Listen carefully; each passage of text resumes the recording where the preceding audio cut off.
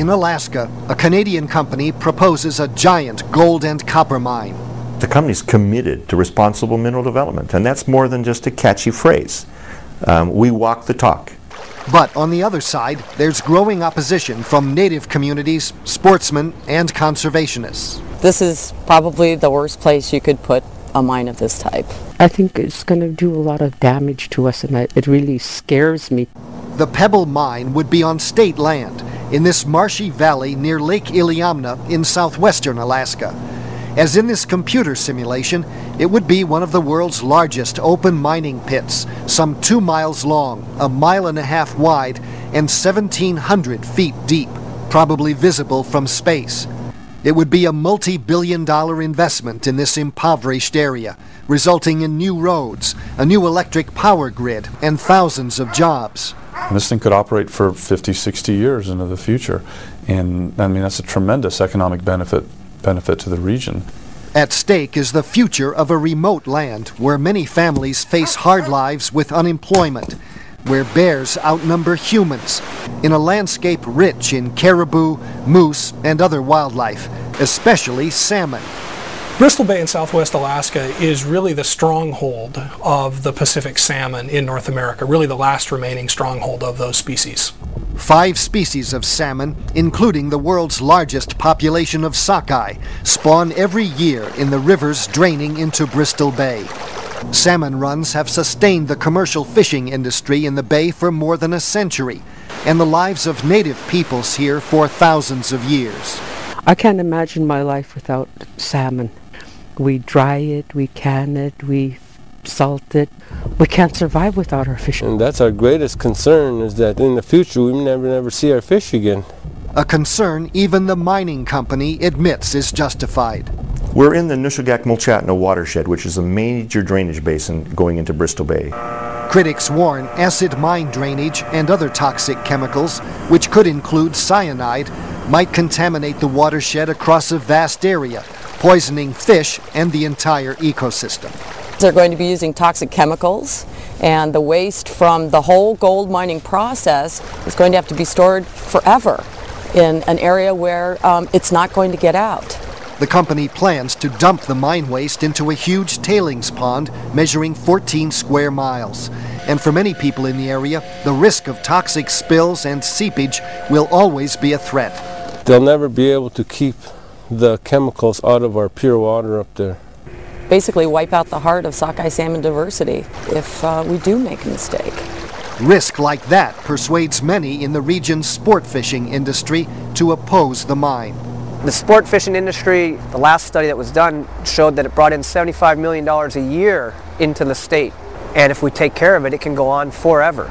The company says it will convince state authorities its mining plan is safe and responsible. The company is spending a lot of time, money, and effort to situate the project facilities to avoid critical and sensitive salmon habitat. And state officials pledge they'll make sure of that before any permits are issued. I think we can work to minimize those risks, but yet the decision ultimately will be, how big is that risk? With so much at stake, there's enormous pressure on Alaska's government and the company to make sure Pebble Mine matches the highest standards of design and management.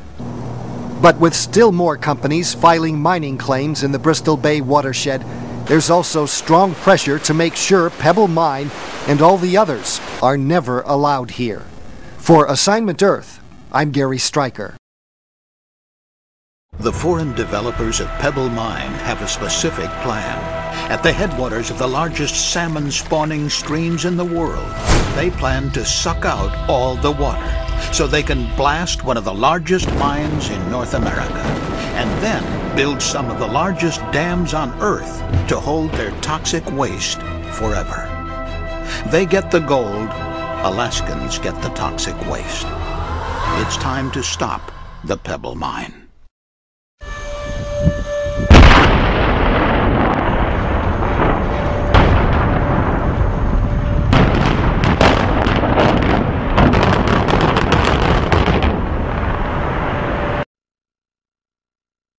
The people of Montana learned about mining the hard way. Their advice about Pebble Mine is chilling. They promised to reclaim the land Our water would never be impacted. A lot of jobs were promised to the Singaporean and Growan people, which never happened. And a lot of these promises that were made are broken to this day.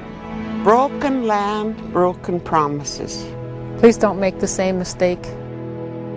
It's time to stop the pebble mine. What can a mine in Montana teach us about Pebble Mine? The gold mine is no longer there, but what they've left us with is a toxic environment that affects our children and our grandchildren forever. Probably the worst thing that ever happened to this country.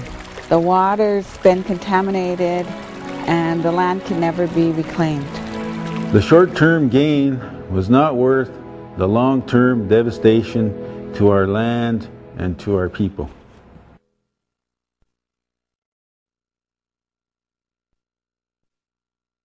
How did large-scale mining, the kind proposed at Pebble Mine, affect the people of Montana? After 10 years of mining, this creek is full of zinc, arsenic, sulfates, and nickel. But we knew for a fact that that water was being contaminated.